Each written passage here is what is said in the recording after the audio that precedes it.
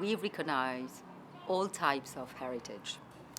And in fact, we have two main categories, we could say. We have one category very well known called World Heritage, and another one which is less known, which is called Intangible Heritage, which is linked to all tradition, performances, know-how, rituals, and classical ballet.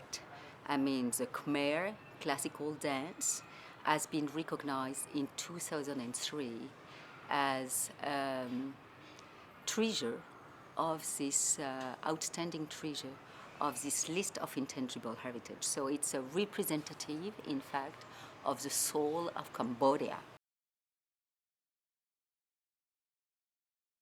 The troupe of the Conservatoire of Bante Asrei is in fact following the principle of the Khmer classical dance, following the repertoire, the classical repertoire, and also the training, which is extremely intense, difficult, and requiring, in addition to talent of these young girls, a lot of discipline.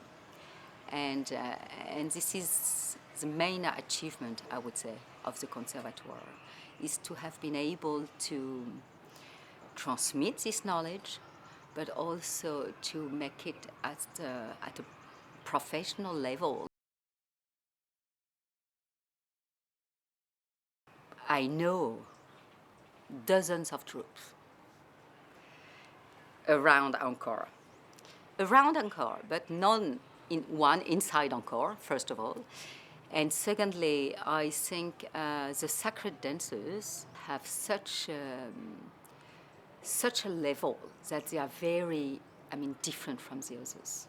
And I think it's a real success from this point of view, because within the Angkor World Heritage area, this is the only troupe I would recommend, having this professional level, having this quality of performance, but also having achieved an extraordinary achievement in terms of aesthetic.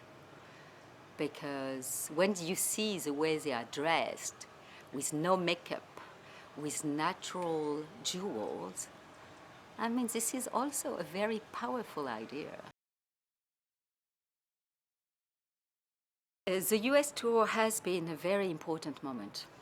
Very important moment because that was, for the first time, the exposure of this troupe coming from Angkor, and deprived villages and villagers. In the US, they are expecting a really professional level.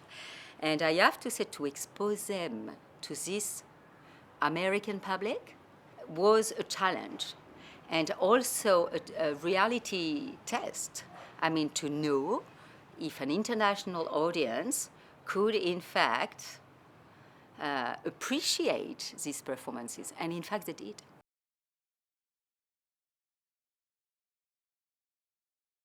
There is a double phase to the successful story.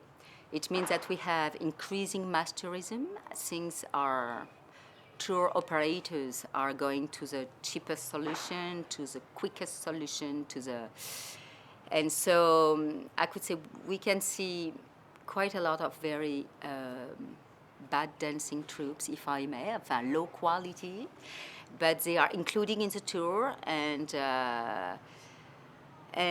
everything is packaged in a way that it's not very respectful of the Cambodian culture.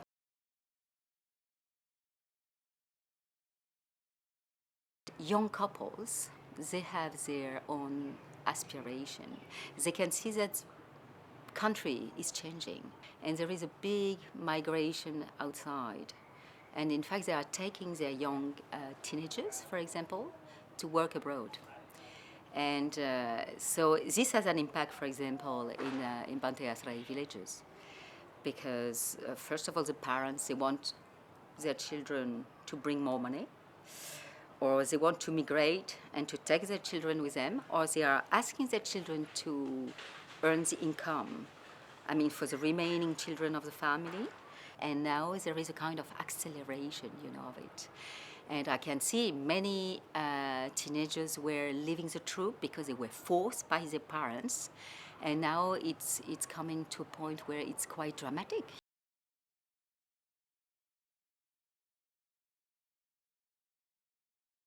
We need now to assist the conservatoire or to support the conservatoire to keep its best elements, first of all, and to give them the means, in fact, to survive. I mean, it's a daily struggle, I can tell you. So, because they could have been offered to work in a factory far from here, where they won't be better paid, by the way, but they don't know it yet, So they take, because their parents ask them to do it, they do it.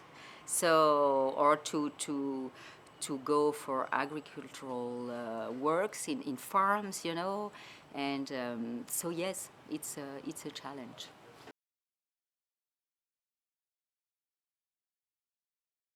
As UNESCO, we work a lot with the Ministry of Culture and Fine Arts, and we work, in fact, for the quality of the dancing troupes here in Siem Reap, around Angkor.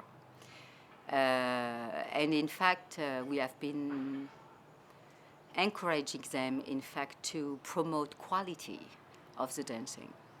And that's why, because of that, we have been promoting a lot the Sacred Dancers, being the only troupes, in fact, from the World Heritage Area, but also the only troupe having this quality. As UNESCO, we want to support quality artistic performances, and the Sacred Dancers are one of these.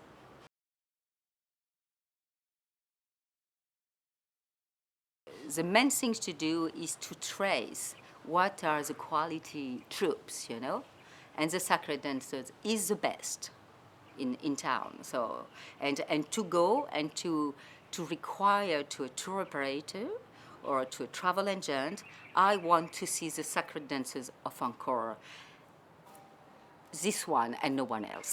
This is a type of requirement, tourists should have, Also to enjoy a true and genuine experience of Cambodian culture, not something being fake, being touristic, being of bad quality, and giving a false image, of the Cambodian culture. So to request to have the most genuine and truthful experience in terms of artistic performances, yes. In fact, I know all the project of the foundation since the beginning, but the troupe itself, which is more recent, I could say, I know them since the beginning. So I know the dancers, the teenagers, becoming young ladies now, for many years. And I can see them also progressing. They have been working hard. You know how it's hot in Cambodia. And in fact, they are doing the rehearsal every day into the sala. In fact, it would be a real tragedy, in fact, to lose this troupe. Because now the musicians and the dancers became real artists. So this would be a loss for Cambodia. We don't have so much artists of this level, in fact, in Cambodia.